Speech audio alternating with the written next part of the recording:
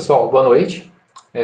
Na aula de hoje, a gente vai dar início a um novo tópico dentro do nosso conteúdo. Agora a gente começa a trabalhar com redes neurais artificiais, que ainda é um subcampo dentro da área de Machine Learning, e é uma das áreas, um dos tópicos mais importantes dentro da aprendizagem de máquina.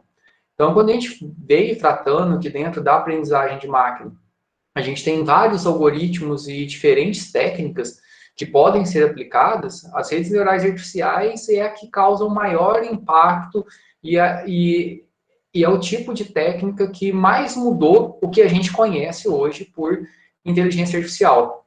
Então, todo esse padrão que a gente enxerga de reconhecimento facial, de reconhecimento de imagens, de reconhecimento de sons, tudo nessa linha, por trás tem uma rede neural artificial. Na maioria das vezes, uma rede neural artificial ela é utilizada para tarefas de aprendizagem supervisionada por classificação. Embora a gente possa trabalhar com regressão também, então tem várias aplicações, detecção de anomalias. Então, além de todos aqueles algoritmos que a gente já viu, a gente pode utilizar uma rede neural artificial. No ECA, a gente tem lá uma rede neural implementada, a gente consegue ver ela funcionando de forma bem simples, consegue mexer nos parâmetros de configuração dessa rede neural. A gente consegue implementar de forma simples também em Python, a gente vai fazer isso. E o mais legal é que a gente consegue criar um projeto utilizando redes neurais através da API do TensorFlow, sem precisar programar de forma explícita em relação ao treinamento da rede nenhuma linha.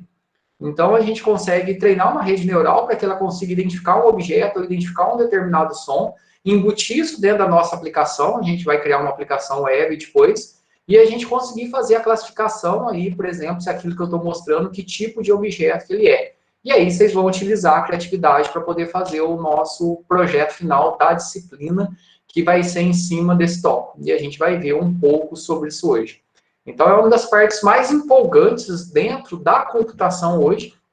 A gente tem a inteligência artificial e, dentro dela, a utilização de redes neurais artificiais para resolver os mais diversos tipos de problemas. Vou compartilhar a tela aqui para a gente poder começar aqui a nossa apresentação.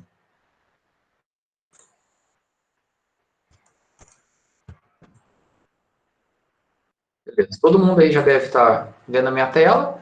Então, a gente vai começar a trabalhar com um novo tópico. Sempre que a gente começa dentro de um novo tópico, eu gosto de recomendar alguns livros que são textos que são importantes. Então, dentro daquele livro base que a gente já conheceu no começo da disciplina, que é aquele livro sobre inteligência artificial, sobre aplicações do Russell e do Norvig, que a gente tem na nossa biblioteca, e que vocês encontram ele disponível aí, se pesquisar também. Lá a gente tem um capítulo que trata sobre redes neurais, vários outros livros, mas tratando de literatura, esses são bem interessantes. Esse do Simon Hayek aqui, vocês vão ler o capítulo dele para poder compreender melhor a definição de redes neurais, que é uma atividadezinha da aula assíncrona de amanhã, que vai ser ler um capítulo, são poucas páginas, e depois ler uma cartilha ilustrativa. Então, esse livro que a gente tem, ele na nossa biblioteca, e aqui eu coloco um capítulo que está no nosso ambiente para vocês lerem. Tem esse livro aqui, do Rodolphe Russell, que não é o mesmo Russell lá do outro livro, que trata especificamente sobre redes neurais, é uma literatura bem interessante. Esse livro aqui, esse Hands-on Machine Learning com Scikit e TensorFlow, ele é um livro que já tem uns 2 anos, então ele é novo, mas algumas coisas dele já estão começando a ficar defasadas, mas ele traz... Quando a gente começou a trabalhar com Machine Learning, eu recomendei ele e continuo recomendando. Tem a tradução dele em português, e vocês conseguem achar ele aí em inglês na internet. Tem esse livro aqui de redes neurais, teoria e aplicação, a gente tem na nossa biblioteca também, então a gente tem alguns livros base, e também a gente tem muito conteúdo, muito curso que trata especificamente de redes neurais. Então, quando a gente vê falar hoje de Deep Learning, basicamente é um sinônimo de redes neurais. Deep Learning é aprendizagem profunda, e essa aprendizagem profunda ela está relacionada à quantidade de camadas que uma rede neural está utilizando para conseguir aprender alguma coisa. Então, quando a gente vai falar Deep Neural Networks ou Deep Learning, é a mesma coisa. Se a gente vai falar de Deep Learning, o que está por trás ali é uma rede neural. Então, tem alguns cursos, esse Neural Networks and Deep Learning aqui do Coursera. Lembrando que tanto no Coursera quanto no edX tem ótimos cursos aí que são ministrados pelas principais universidades do mundo. Lá no Coursera tem lá que é Stanford, Princeton, lá no edX tem Harvard, MIT. Esse curso aqui específico, vamos só dar uma olhadinha para poder relembrar ele. Quem quiser acessar aí no ambiente também, deixa eu só mostrar ele aqui. Aí, ó, redes neurais e aprendizagem profunda, que ele tem até uma tradução. Cadê? Desceu aqui minha tela. Esse curso aqui é da Fundação DeepLearning.ai.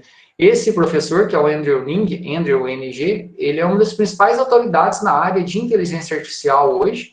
Ele é professor de Stanford e também trabalha na Google.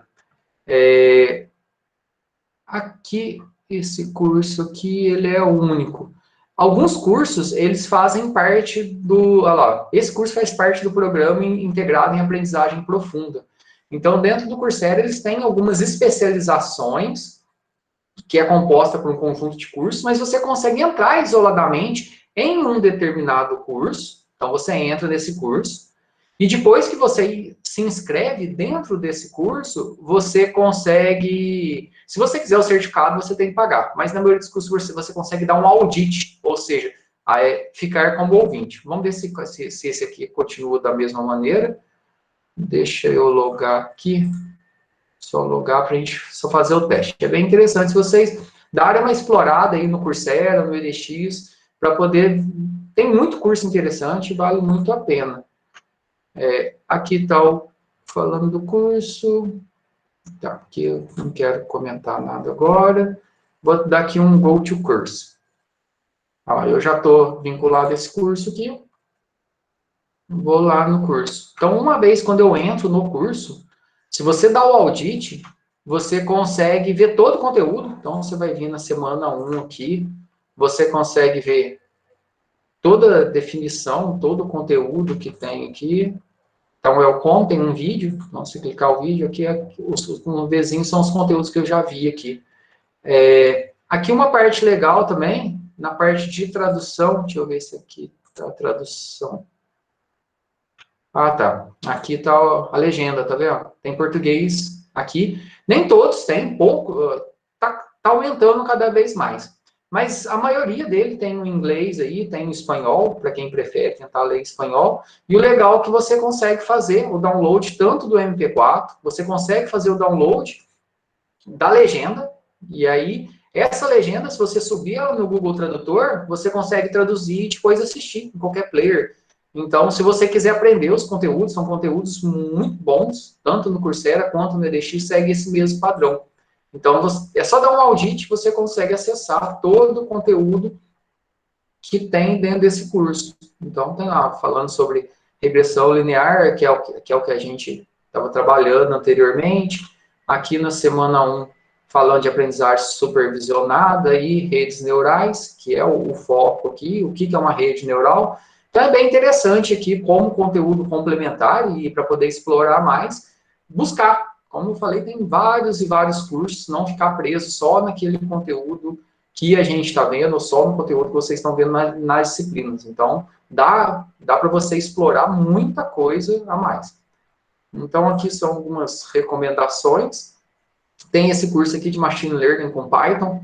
Então, a gente já começou a ver algumas coisas com Python, já fez algumas atividades, e Python, basicamente, é a linguagem padrão para poder se trabalhar com aprendizagem de máquina e ciência de dados. Então, é bem importante conhecer os ambientes, conhecer as ferramentas básicas, para que isso te dê possibilidade de estudar mais e de ir além, se necessário, se essa for a tua área de trabalho, a tua área de pesquisa.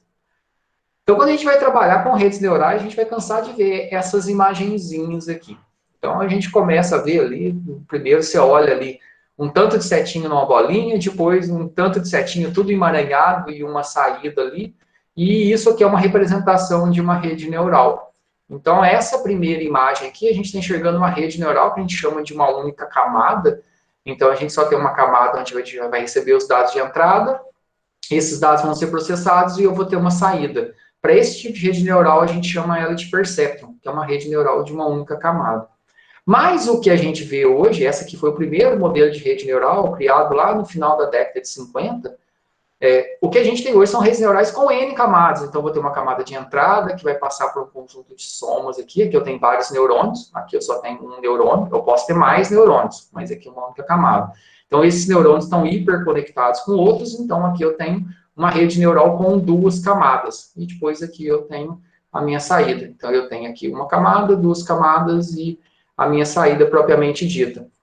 E quanto mais camadas eu tiver na minha rede neural hoje, essa rede neural, na maioria das vezes, a arquitetura dela muda muito, mas ela vai conseguir aprender dados cada vez mais complexos. Então, não é que você pode aumentar no infinito e você vai conseguir.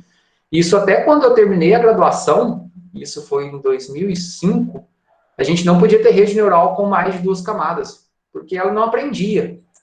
Com duas, rede neural, ela tem no máximo uma camada intermediária, então aqui a gente tem uma camada intermediária, eu vou ter uma camada de entrada, uma camada de saída e pronto.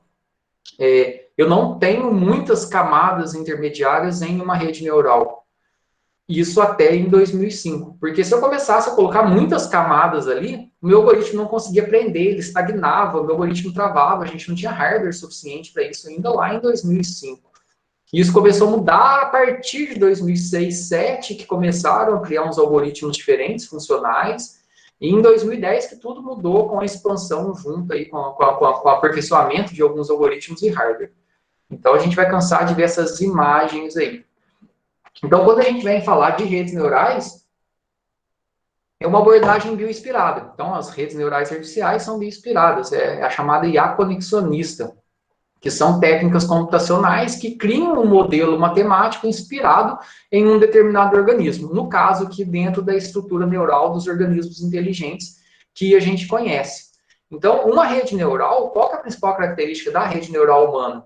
A gente tem milhões de neurônios que vai fazer alguns bilhões ou mais de conexões. Então, a gente tem aí, são muitas unidades de processamento e todas essas unidades de processamento, elas estão hiperconectadas. E essa conexão que permite com que a gente, que o cérebro humano, que o cérebro dos animais consigam realizar o processamento e realizar isso tudo de forma muito rápida. Os neurônios, a gente vai ver aí a parte... O neurônio ele tem a camada de entrada e a camada de saída. A parte de entrada a gente chama de dendritos e a parte de saída é axônio. Isso é o modelo biológico, que a gente utiliza também no modelo matemático, que ele é bioinspirado. Então, aqui, ó, uma imagem de uma célula de um neurônio. Você fala, nossa, agora a gente vai estudar biologia. Não, só para a gente poder entender o quanto uma rede neural é bioinspirada. Quando a gente começa a olhar o modelo biológico e passa a olhar como o modelo matemático funciona, a gente vai entender como ele é bioinspirado. Então, dentro na célula do neurônio, a gente tem aqui as entradas. Então, aqui eu tenho várias entradas aqui dentro do nosso neurônio, os inputs, que são os dendritos. Então, cada pontinho aqui, ó, são as entradas, são dados. E aqui eu vou ter minha saída. E essa saída conecta com outro neurônio, ou seja, ele pode conectar com vários outros neurônios, que isso ramifica. Então, e aqui eu tenho o meu corpo soma, que é onde que, dependendo das entradas que eu tiver aqui, essas entradas elas vão ser ponderadas, dependendo do tipo de neurônio. Então, a gente tem entradas no neurônio e neurônios para fins específicos. Então, isso pode ser ponderado de forma positiva ou negativa, pode ser um estímulo que é excitatório ou inibitório, isso no modelo biológico. E de acordo com esse estímulo, isso vai ser somado aqui, então soma tudo que ele está recebendo aqui, e esse estímulo aqui ele vai dar uma saída através de um impulso elétrico. E dependendo do tamanho da entrada, que vai ser o tamanho da saída. Então, isso aqui a gente consegue ver, por exemplo, o nosso estimulador. Então, se você está com uma dor, você chuta um canto, se alguém te belisca, então o teu cérebro vai sentir a área do teu cérebro responsável pela dor, ela vai ter algo que vai ser excitatório. Na hora, então, o estimulador vai ser maior que a inibição de dor que o teu corpo controla. Então, na hora que fizer a soma, isso aqui você vai ter um estímulo elétrico maior e isso vai passando para as outras células. Quanto maior o estímulo, maior vai ser a tua sensação de dor. Então, é dessa maneira que funciona. Então, os neurônios, cada neurônio ele se comunica com vários outros neurônios através de sinapses. Então, cada neurônio aqui eu tenho a entrada. Então, isso aqui é uma entrada que pode estar ligada a vários outros neurônios. Então, a saída desse vai estar ligada aos outros. A ligação entre dois neurônios a gente chama de sinapse. Então, quando a gente tem os dois neurônios que estão ligados, as ligações delas são chamadas de sinapse. E um neurônio ele vai receber um impulso elétrico de um dado outro neurônio e atingindo um determinado limite, isso vai passar adiante ou não. Então, dependente de como ele vai estar conectado, do estímulo que ele recebeu, ele vai passar isso adiante. Então, em média, cada neurônio ele vai formar entre 1.000 e 10.000 sinapses. Então, um neurônio, uma célula nossa, ela vai se conectar em torno de entre 1.000 e 10.000 outros neurônios. O cérebro humano ele possui cerca de 86 bilhões de neurônios. Então, é muito neurônio. Cada neurônio, cada um desses 86 bilhões vai fazer entre 1.000 e 10.000, o que vai dar aí de 10 elevado a 13. Esses números de 86 bilhões aqui, alguns especialistas já estão afirmando que é mais neurônio, mas isso não importa muito. Tem muita discussão aí falando quem tem mais neurônio, que tipo, olhando se um determinado indivíduo tem mais neurônio ou não tem, mas isso aqui é só uma maneira geral. Então, um neurônio ele tem seus receptores, você vai receber o estímulo através da sua rede, que ela é hiperconectada. Isso aqui é uma imagem de uma conexão neuronal real, de uma fotomicrografia do neurônio. E esse neurônio ele vai ativar a rede neural, esse estímulo vai ativar a rede neural que vai dar uma resposta. Então, essa resposta é o que o teu cérebro vai dar. E esse modelo aí de entrada, processamento e saída, que é o modelo de entrada aí, que a gente está acostumado a utilizar no meio computacional, e criou-se um modelo desse para poder realizar a aprendizagem de máquina. A gente vai ver uma ilustraçãozinha aqui, que é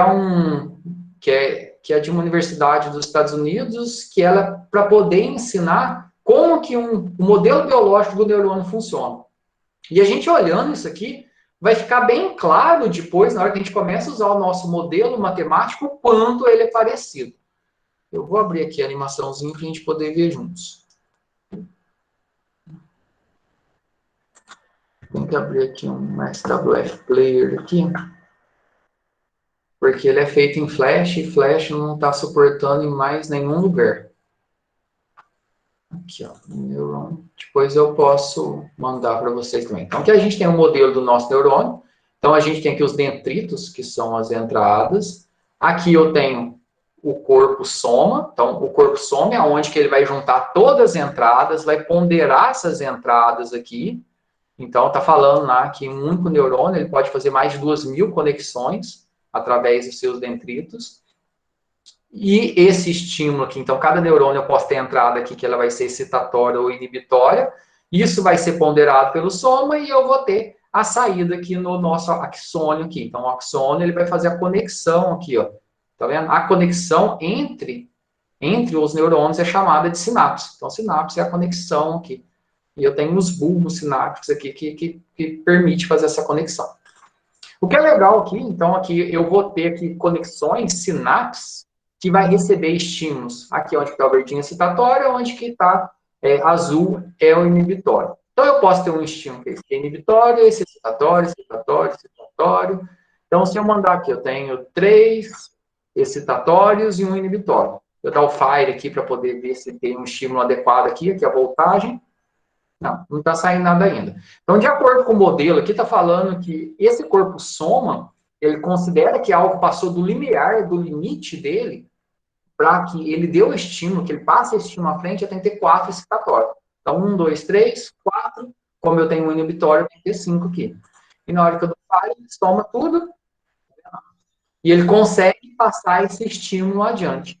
Então, isso é num determinado limiar. E o nosso cérebro funciona assim. Então, ele recebe estímulos que são excitatórios e inibitórios.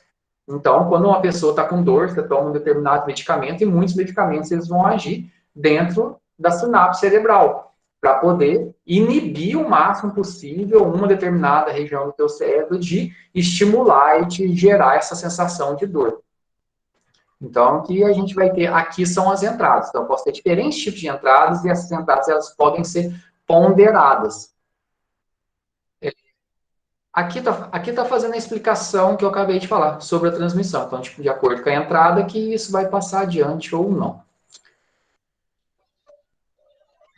E aqui está explicando aqui toda a transmissão aqui é feita através de são estímulos elétricos. Então você tem potássio e sódio dentro dessa célula que é responsável por transmitir esse impulso elétrico.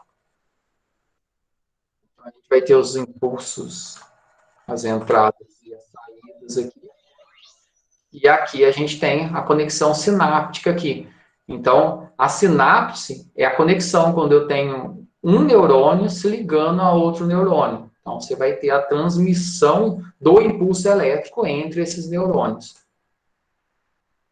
E aqui está a explicação de como isso acontece aqui. Isso aqui no modelo biológico, que para a gente aqui não é tão importante. Então, aqui eu tenho um neurônio que liga no outro, que vai dar saída, de acordo com o estímulo. Então, eu vou ter todas essas ligações. E o legal aqui é que essa rede neural é muito parecida com aquele desenho que eu mostrei anteriormente e aquilo que a gente vai fazer. Então, tem uma camada de entrada, uma camada intermediária e uma camada de saída. Então, dependendo de uma rede que eu entrar, dos dados, ou seja, eu entrei com dados aqui e isso aqui ponderou, ativou uma área, mas não está chegando no fim. Então, eu tenho dois neurônios aqui que eles foram ponderados e eles conseguiram transmitir estímulos excitatórios para toda a rede onde ligou aqui. Parece um LED, né? Está ligando o circuito. E aí, dependendo do que você fizer aqui, isso não vai acontecer. Ó, liguei outros dois, não aconteceu. Liguei três, não aconteceu. Aí liguei quatro, aqui deu certo. Então, isso vai depender do quê? Vai depender dos dados que você ligou e como essa rede vai trabalhar. Como a nossa rede neural, ela vai trabalhar aqui. Então, isso aqui é bem legal, essa ilustraçãozinha, que é legal para vocês lembrarem dela depois a gente pode repassar. Na hora que a gente começa a fazer a prática e começa a ver como a rede neural de múltipla camada funciona, isso remete bem a isso que a gente acabou de ver aqui.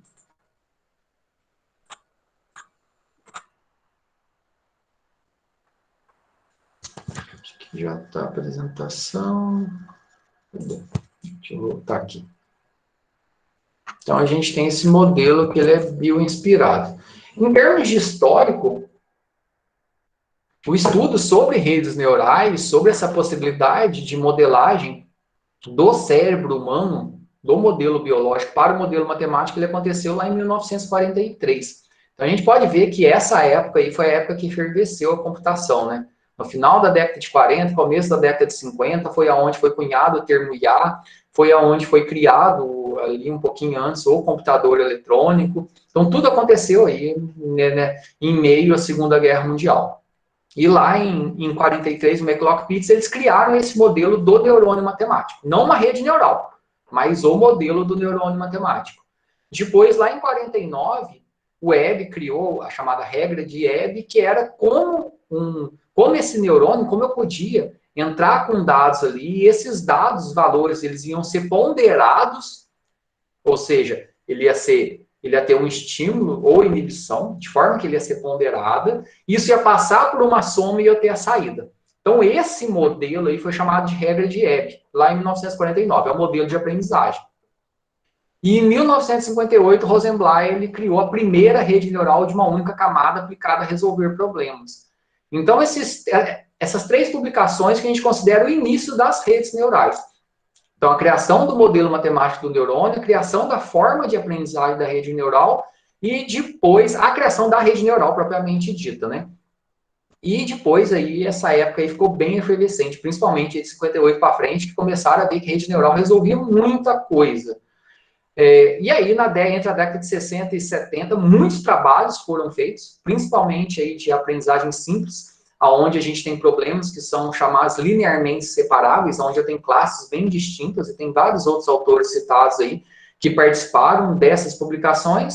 Porém, lá no final da década de 60, lá, dois autores, foi o Minsky e o Papert, eles mostraram que redes neurais não conseguiam resolver todos os problemas e começaram a ver algumas limitações lá, principalmente quando eu tenho problemas que são chamados não linearmente separáveis, onde os dados se cruzam. e aí a gente vai tratar deles na sequência. Então, depois ali, nos anos 60 e 70, ali, teve um boom ali até no final dos anos 60, mas foi mais ali no final da década de 60 para a década de 70 ali que deu uma parada, porque o Mystery Paper te mostraram que não conseguia fazer muita coisa, não conseguia resolver problemas além dos linearmente separáveis. Isso mudou com força lá na década de 80, em 82, quando foi criado o algoritmo de backpropagation. Até esse autor aqui, ó, o Hinton, ele é um pesquisador do Canadá, que é uma das principais autoridades hoje. Ele tem bastante material dele no YouTube, é bem legal. Mas quem aparece é o Homer Lart aqui, que criaram o algoritmo de retropropagação do erro. Porque um pouquinho antes ali da década de 80, na década de 70 mesmo, eles já tinham criado um modelo de redes neurais de mais camadas, de múltiplas camadas, para resolver os problemas levantados lá no final da década de 60. Porém, não tinha algoritmo que conseguia fazer aquilo funcionar. Então, é muito diferente você criar um modelo matemático de algo até você criar um algoritmo que possa ser aplicado e resolver esse problema. E lá em 82, lá, quando criaram esse algoritmo e conseguiram fazer ele funcionar em redes neurais de múltiplas camadas, e esse algoritmo ele é o mais importante para a resolução de problemas em redes neurais. Vários outros algoritmos são baseados nele, e se não fosse ele, nada ia para frente. E ali, de 82 para frente, conseguiu-se fazer muito mais coisa. Ou seja, conseguiu-se trabalhar com a identificação de OCR, que foi o que a gente viu, identificação de letras, que é o que a gente tem, de números. Conseguiu-se trabalhar com identificação, aprendizagem de voz, aprendizagem de imagem simples, não distinguir se você é você, né, uma pessoa única, mas saber se isso é uma pessoa, se isso é um outro objeto, de uma forma bem limitada, mas conseguiu-se fazer isso. E aí teve um grande boom na utilização de redes neurais durante aí final da década de 80, começo da década de 90, e conseguiram fazer muita coisa. Porém, ainda limitado por duas questões principais, por hardware e por algoritmo, por estrutura do algoritmo. Então, por quê? Para problemas mais complexos, uma rede neural não conseguia aprender. Ou seja, para uma rede neural chegar no ponto de conseguir olhar o rosto de uma pessoa, não identificar só que aquele é o rosto, mas identificar que aquele rosto é o Alisson, que aquele rosto é a Aline, isso só foi acontecer nos anos 2010 para cá. Isso é muito recente. Ou identificar todo tipo de gato virado de cabeça para baixo, para cima, para o outro, isso só foi possível de forma muito recente, devido à alteração da estrutura dos algoritmos. Então, você tinha que ter algoritmo adequado, que isso começou a acontecer de forma mais funcional ali em 2006, 2007, e principalmente por hardware, e a gente vai entender isso. Então, não adianta você ter o melhor hardware, mas se você não tem um algoritmo, e a mesma coisa, você ter um algoritmo lá que você consegue fazer um método, mas você não tem tempo computacional adequado para poder resolver o problema. Isso aqui só em a ponto de histórico, então lá em 43 começou com o McLuhan-Pitts, com o modelo do neurônio, em 49 foi a regra de aprendizagem, em 58 foi o Perceptron. Então aqui a gente começou a tratar de redes neurais. Depois tem alguns outros trabalhos, em 69 que o Minsky Papert publicaram esse trabalho aí, que as Perceptrons, que foi esse modelo de rede neural inicial, não conseguiam resolver um problema do ou exclusivo, um short.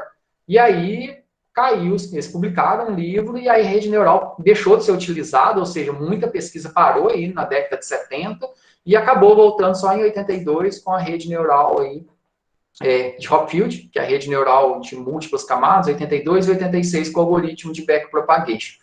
Então tem tudo isso aí. O entusiasmo inicial foi até 69, depois de 69 a 82 teve uma depressão, depois de 82, isso aqui está pulando um pouco, né, porque não está pegando os anos 2010, mas até ali, década de 90, começo do ano 2000, estava muito uma renascença, depois deu uma caída de novo, mas a pesquisa não parou. Mas ainda não conseguia fazer nada novo. O que conseguiu fazer novo foi ali de 82, 86, na verdade, né, com o algoritmo de retropropagação do erro, até 96. Até ali criaram tudo que eles conseguiram.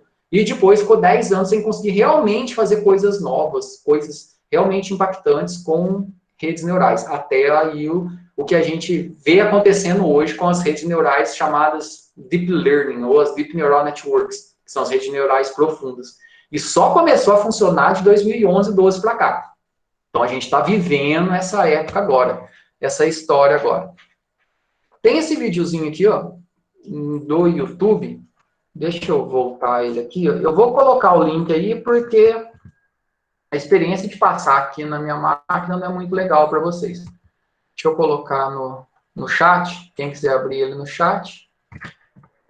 Aí, eu coloquei o link e vou colocar ele aqui também. E eu vou parando aqui só para a gente conseguir enxergar. Deixa eu esperar o anúncio. Aqui eu vou dando umas pausas só para poder explicar algumas coisas. Deixa eu tirar a legenda. Isso aqui é um ponto muito importante dentro das redes neurais. Vários algoritmos que a gente veio tratando anteriormente, como o algoritmo de árvore de decisão, de Bayes-Net, de regressão linear, são algoritmos de aprendizagem de máquina que a gente chama de white box. São algoritmos de caixa branca, de caixa aberta, que a gente consegue enxergar claramente como ele funciona. Eu consigo olhar, eu consigo entender o modelo de forma clara. Já as redes neurais, eles são algoritmos de aprendizagem, aqui como está falando no vídeo, chamados black box. Por que black box? Eu estou lendo um sensor, esses sensores eles vão tentar identificar lá qual que é a imagem da pista, qual que é todo o ambiente, se o semáforo está aberto ou não, se tem pessoa passando ou não. E, através dessa leitura, ele vai processar isso dentro de uma rede neural, que vai ter lá uma rede neural profunda, hiperconectada, e ele vai dar uma saída para virar à direita ou à esquerda lá, para poder frear, andar mais devagar ou não. Como ele chegou nessa decisão, em que momento a minha rede neural, que parte da rede neural foi responsável por fazer isso, não se sabe. Então, você tem uma rede neural que ela é hiperconectada, que ela vai ter diversas camadas, mas você não sabe em que momento que ela chegou numa determinada decisão. Você sabe que ela chegou, mas o como ela chegou, você não sabe. Por isso, redes neurais são chamadas aí de black box, porque ela tem muitas camadas e milhões de neurônios. Os modelos que a gente tem atualmente funcionam dessa maneira. Então, a gente não consegue saber como eles funcionam. Aqui só para entender, a rede neural ela vai ter aqui vários neurônios, então eu vou ter uma camada de entrada, camadas intermediárias e a minha camada de saída. Então, cada parte aqui desse neurônio são os layers, são as camadas da nossa rede neural. E essa rede neural ela é conectada e essas conexões elas são ponderadas, que são os Ws, que são os pesos aqui. Então eu tenho as minhas conexões ponderadas. Para cada conexão dessa eu tenho um peso associado. Qual o peso que começa? Aleatório. Então, uma rede neural, ela chega a uma conclusão partindo de um valor aleatório inicial. E a gente vai ver que tem alguns outros algoritmos bem legais, IA, principalmente o de algoritmos genéticos, que ele também começa do aleatório. Então, a rede neural, ela começa com associação de pesos aleatórios. E então, aqui, na ligação, eu tenho valores. Por que é 3 menos 14? Por que é menos 2,71? É aleatório. Ele começa aleatório, mas geralmente esse valor aqui entre 0 e 1. Aqui. Então, eu tenho um aleatório, e aí eu vou ter uma entrada real. Essa entrada real, ela vai ser multiplicada pelo meu peso, e aí depois eu tenho essa entrada, multiplico por esse peso, essa entrada, multiplico por esse peso. Depois soma esses dois e é o valor que eu estou chegando aqui. Se esse valor que eu chegar for maior que um limite definido dentro da minha rede neural, ele passa adiante. Por exemplo, se esse valor que chegar aqui for maior que zero, passa 1. Se for menor que zero, passa 0. Então, eu posso ter ativado ou desativado, ou eu posso ter um valor linear baseado aí numa função, por exemplo, uma sigmoide. Chegou aqui, somou, vê aqui. E eu vou ter um neurônio especial associado a cada camada que é chamada de bias. Esse bias ele é um valor constante dentro da minha rede neural, que ele sempre vai ser somado para poder passar adiante. Esse bias ele serve como um estabilizador da rede. Isso aí a gente vai entender mais à frente. Ele foi somado, e se isso passar de um determinado limite, esse limite é definido pela função de ativação, que aí também a gente vai entender melhor. Na hora que vocês lerem o capítulo do livro do Heineken, vai tratar sobre isso, é bem interessante. Essa aqui é uma função, é uma sigmoide, então 1 dividido por 1, e aqui o menos x, o elevado ao menos x, que é o valor que ele vai colocar aqui. vai levar para lá, e depois que aplicou a função, ele tem 0,83. E aí, esse 0,83 é o que vai passar adiante. Tá vendo? Isso aqui é o que passa adiante em todas as conexões que eu tenho.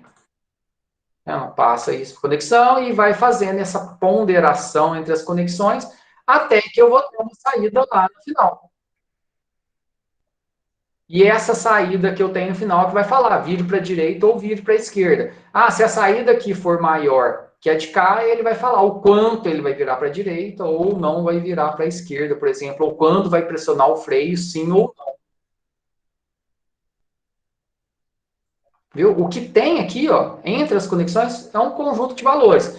Se por acaso ele não conseguiu chegar, porque lá eu vou ter um modelo, na maioria das vezes, baseado em aprendizagem supervisionada, que é no que eu quero chegar, se ele errar, ele vai pegar esse erro e vai devolver esse erro entre as camadas para poder ajustar os pesos, e aí ele vai fazendo um ajuste dos pesos até que ele chegue aonde ele queira. Até que ele chegue no modelo lá, no label que eu quero atingir. Então, uma rede neural, ela aprende como? Ajustando esses pesos. Então, ela começa com peso aleatório. Aí eu dou uma entrada, por exemplo, eu dou os pixels lá de um gato e espero que no final ele fale para mim que é um gato. Não, ele não classificou certo. Você devolve qual que é o nível de erro dele, ele retroalimenta, recarrega esses pesos aqui, ou seja, reorganiza esses pesos, atualiza os pesos através da atualização dos pesos sinápticos que a minha rede neural vai aprender. Então, isso aqui é atualizado até que a minha rede neural consiga aprender. Então, essa é uma ilustração, uma maneira geral de como uma rede neural funciona. Tem algumas aulas complementares também, que aqui tem 2 vídeos. Continua colocando as coisas no YouTube. Pronto, deixa eu tirar aqui. Tem 2 vídeos aqui que são aulas complementares. Um é uma palestra que trata sobre redes neurais e começa a falar e trata até sobre Deep Learning, bem legal. E a outra é sobre um curso de IA aplicada à saúde, de um professor da USP, bem legal. Esse aqui é um vídeo, mas tem vários vídeos dele. Então, recomendo. Então, a gente tem muito conteúdo. Hoje a gente está sendo inundado de conteúdo, está mais difícil saber o que tem que assistir, ou o que eu tenho que ler, o que eu tenho que ver, do que realmente não ter conteúdo. Então, qual que era a dificuldade de processamento? Lembra? Eu estava falando para vocês. Quando eu comecei a fazer faculdade, que é nesse cenário aqui, lá nos anos 2000, né? Aqui em 2000 eu comecei a fazer o técnico, na época do IFE. Um data center inteiro lá, para poder ter a mesma capacidade de processamento de uma GPU em 2015, olha que agora já mudou muito. Essa GPU, para poder ter essa capacidade de processamento num data center, ou seja, você ter lá alguns gigahertz com processamento paralelo, você precisava ali de 110 milhões. E em 2015, isso aqui já está defasado, né? Mas com $1.000 você consegue comprar hoje com $1.000 você consegue comprar uma boa placa de vídeo aí que consegue fazer processamentos de Deep Learning. Por que eu estou falando placa de vídeo fazer processamento de Deep Learning? Porque placas de vídeo utilizam GPU. E o processamento de GPU é diferente de CPU, porque ela é especialista em fazer cálculos com matrizes, porque ela vai processar imagens. E os trabalhos que são feitos dentro de redes neurais, ela é uma arquitetura paralela, que ela é muito baseada em arrays de multidimensões. E é o que GPU faz de melhor, que é um processador especializado para isso. Então, na maioria, basicamente, em todos os problemas que são aplicados, que se utilizam Deep Learning, são GPUs que estão por trás. E a NVIDIA patrocina vários projetos desses. Então, esse é um dos principais pontos. Por que a gente não tinha antes? Porque nos anos 2000, para mim ter uma capacidade de processamento equivalente a uma GPU, eu gastava 110 milhões, ao ponto que em 2015 eu gastava $1.000. Enquanto hoje a gente gasta $1.000 com a capacidade de processamento algumas vezes maior que um data center desse. E foi isso que fez toda a diferença. Porque em termos de arquitetura foram tentando evoluir, como eu falei, em 2006 já conseguiram evoluir muito, mas ainda não tinha hardware. É a mesma coisa eu falar para vocês. Hoje é possível você pegar uma senha que está criptografada em 128 bits com hash e quebrar ela na força bruta? Não, não é possível, porque mesmo com superprocessador hoje, você vai gastar alguns anos para conseguir fazer isso.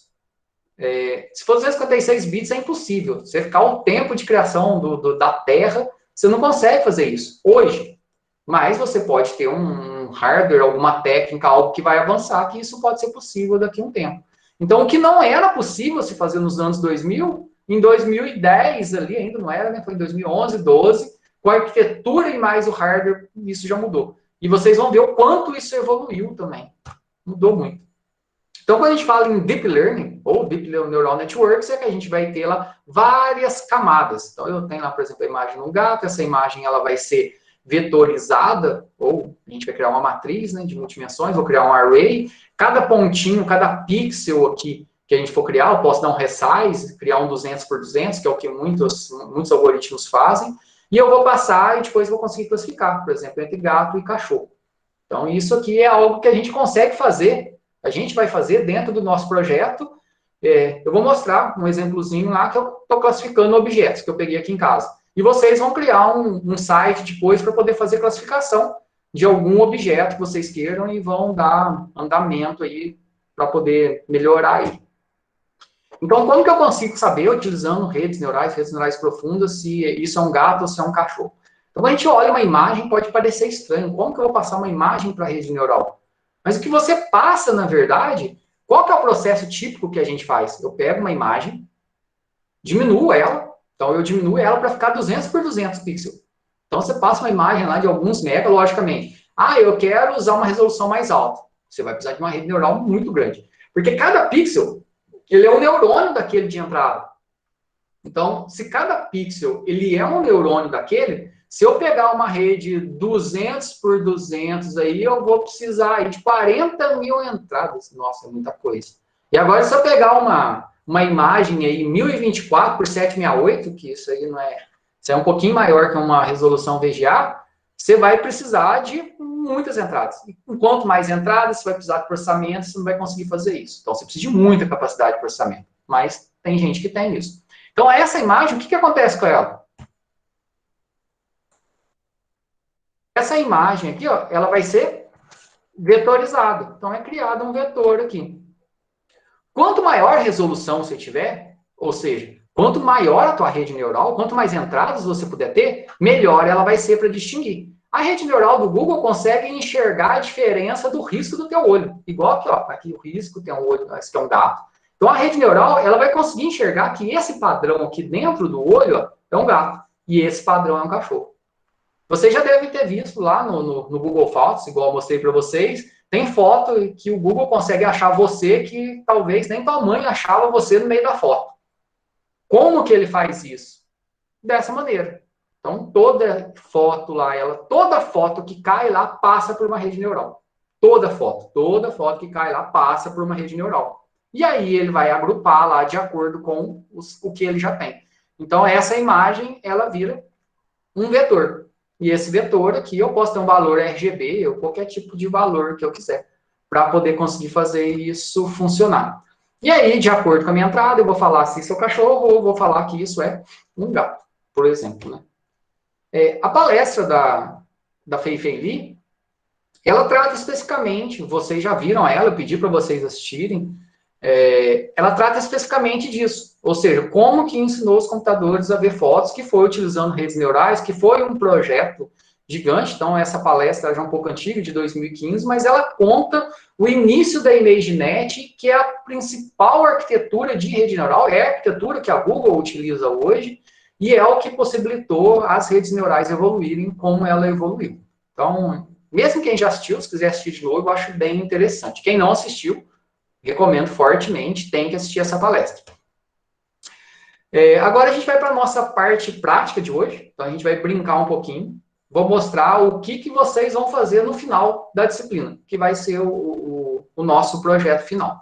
Então a gente tem um playground do TensorFlow, que é a plataforma de aprendizagem profunda da Google, e a Google tem um Teachable Machine, que antes era uma plataforma só para você brincar e visualizar como funcionava a classificação, que agora, hoje, ele foi além. Você consegue passar informações para ele. Essa informação pode ser de áudio, pode ser de gesto, ou pode ser uma imagem. A gente vai fazer com imagens. E treinar algumas classes diferentes. Então, eu posso treinar o que é uma ferramenta, o que é um celular, etc. E depois eu consigo exportar isso para que eu possa importar na minha aplicação, seja em Python, e aí eu posso trabalhar em conjunto com qualquer outra aplicação, ou exportar para a web, exportar um arquivo HTML com JS. Então, ele funciona num JavaScript que você não precisa nem de server-side. Você consegue rodar na tua máquina local. E o modelo de aprendizagem de máquina que ele gera ainda, ele hospeda num servidor dele mesmo. Então, você não precisa nem trazer isso para a tua máquina. É muito bacana. O que a gente vai conseguir gerar? Qual que vai ser o trabalho? Vocês vão melhorar depois, né? Isso aqui que eu vou mostrar, eu criei com o Teachable Machine. E aí, depois eu vou mostrar para vocês como vocês vão fazer isso. E aí, depois a gente vai detalhar mais redes neurais. Isso aqui a gente só deu uma introdução e agora a ideia é motivar. Até onde que a gente consegue chegar sem programar uma linha, basicamente. A gente não vai programar nada. Aqui só tem um layoutzinho. Vou dar um start aqui, que aqui que está o nosso modelo.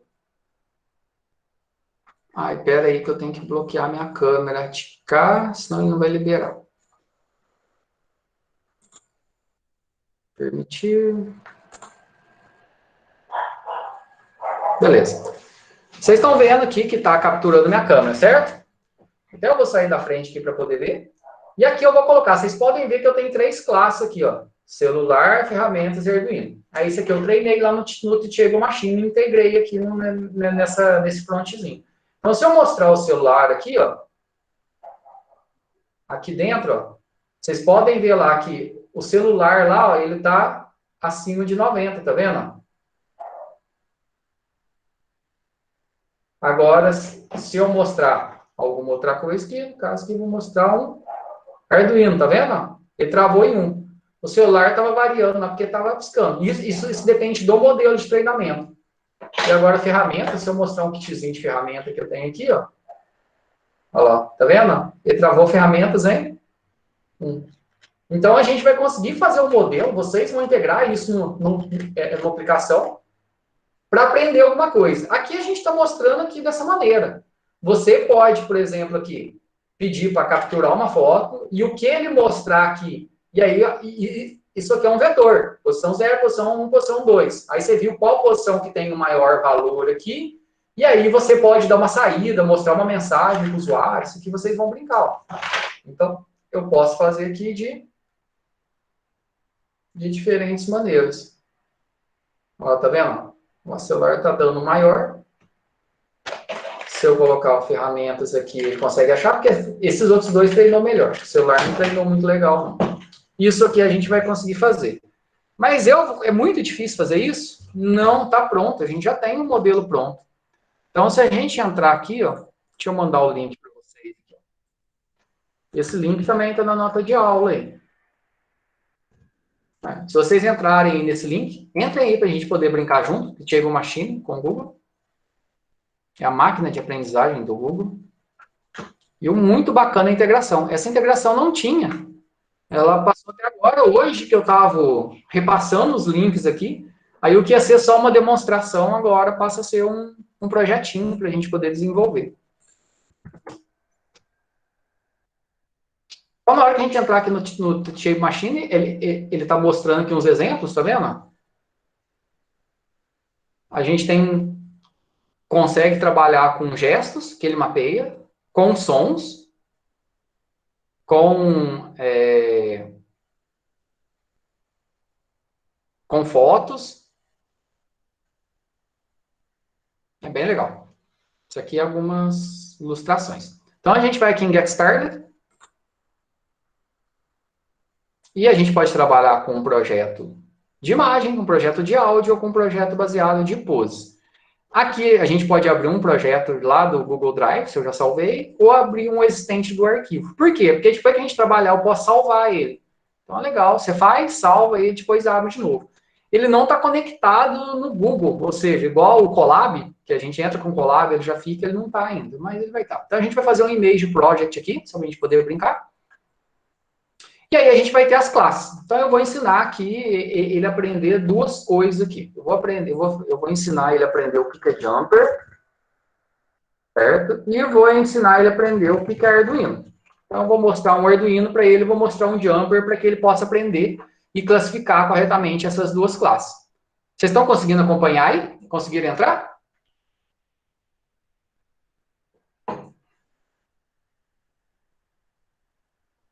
Beleza. Aí eu vou ativar o webcam. Você tem que estar com o webcam ativado, ou você pode fazer upload de arquivo. Você vai ter que ter vários arquivos para poder fazer upload. E o legal disso é que dá para você integrar também na tua aplicação Android. Então você consegue fazer uma aplicação Android para poder identificar um tipo de objeto, ou falar que tipo de objeto que é. As possibilidades disso são ilimitadas. Pensa que você tem uma criança, a gente pensando em níveis educacionais, você tem uma criança que tem dificuldade de ver. E você tem alguns objetos que você quer mostrar para essa criança. Então, você consegue mostrar a câmera do celular ou mostrar para o computador e fazer com que o computador ele vai mostrar qual classe que é, e aí você pode usar alguma API de som para poder falar o que é esse determinado objeto. Então, é bem legal. Tem muita coisa para fazer. Isso aí floresce e o legal é você pensar nas aplicações que você pode fazer com isso. Então, vou ativar o webcam aqui. E aí, beleza, ele está aparecendo. Eu vou sair que eu quero ensinar o que é jumper, né? Então, eu vou mostrar aqui uns jumpers. E aí, o legal, você tem que mostrar esse objeto da maior quantidade de formas possível para que ele possa aprender. Ó. Então, vou hold to record para ele capturar as imagens, tá vendo? Aí, ó, capturei 104 imagens do que é jumper.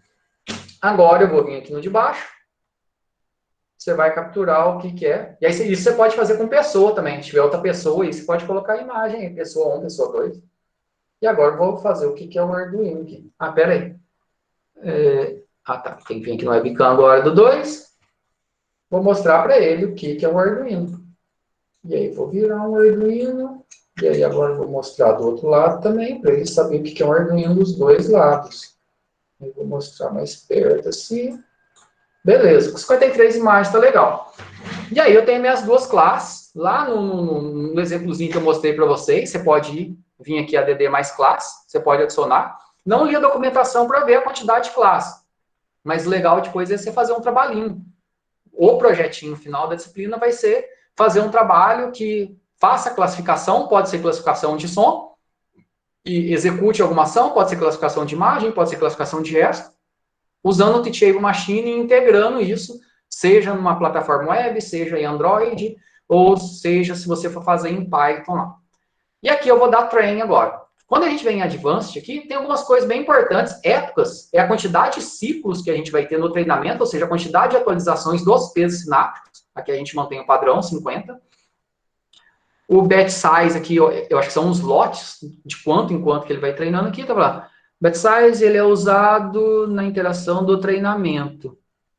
Ah, tá. Se você tem 80 imagens, ele vai jogando de 16. Ah, tá. Ele vai fazer batch de 16. Então, 80 de 16, 80 por 16, ele vai fazer 4 batches.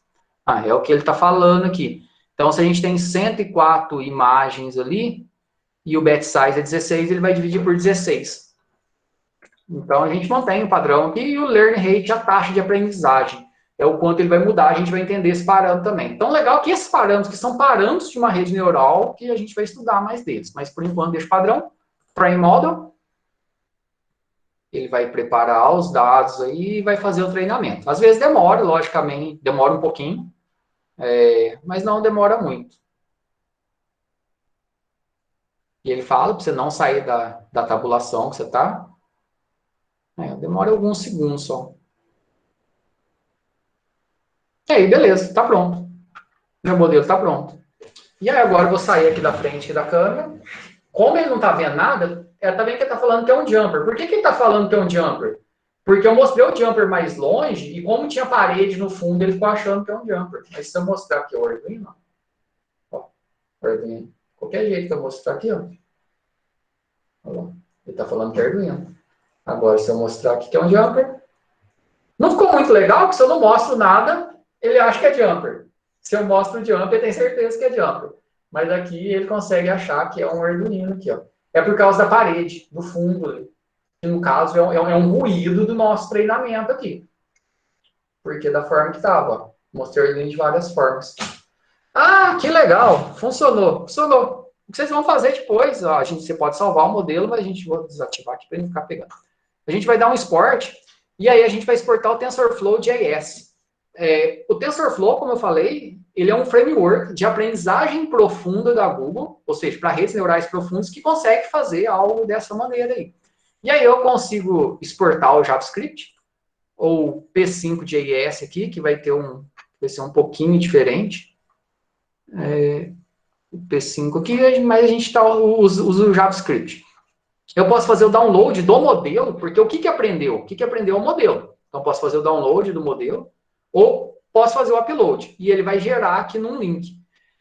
Eu fiz o upload, que ele já, quando eu mando fazer o upload do modelo, ele já coloca o link direto aqui pra gente, ó, na URL.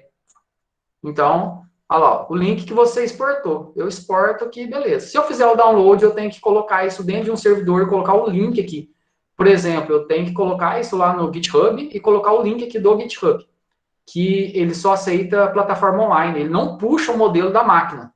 Então, você pode fazer isso. Eu posso exportar isso para o TensorFlow, padrão Python aqui. Então, eu posso usar o padrão Keras aqui.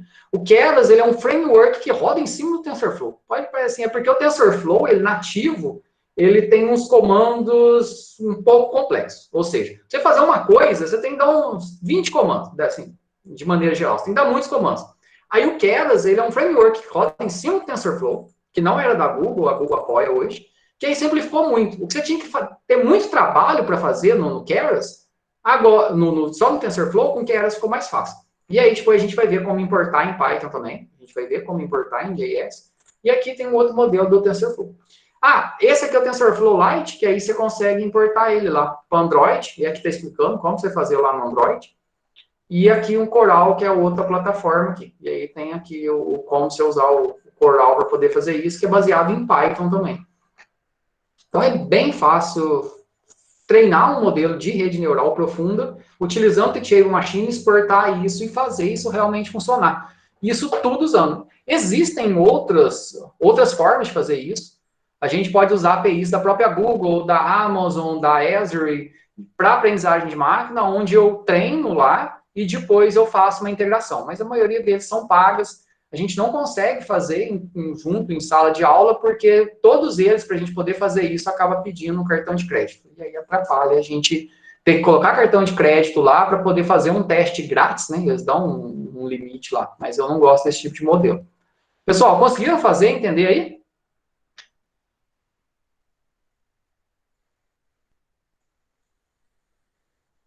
Alguém? Beleza? Joia? Brinquem um pouco com o Teachable Machine, volta aqui depois, ó.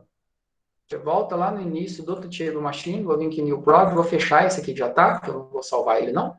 E aí você pode brincar com áudio. O áudio é legal, eu fiz aqui, por exemplo. Você pode... Ô, Matheus. Oi? Pelo celular dá certo?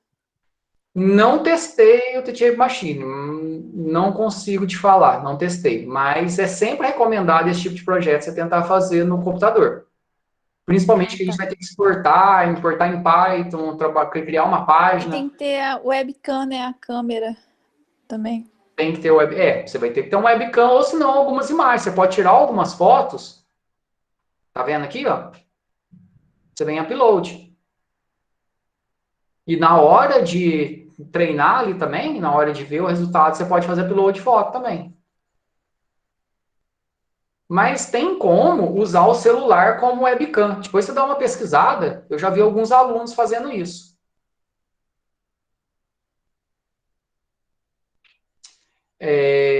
Amanhã a gente não vai ter aula síncrona.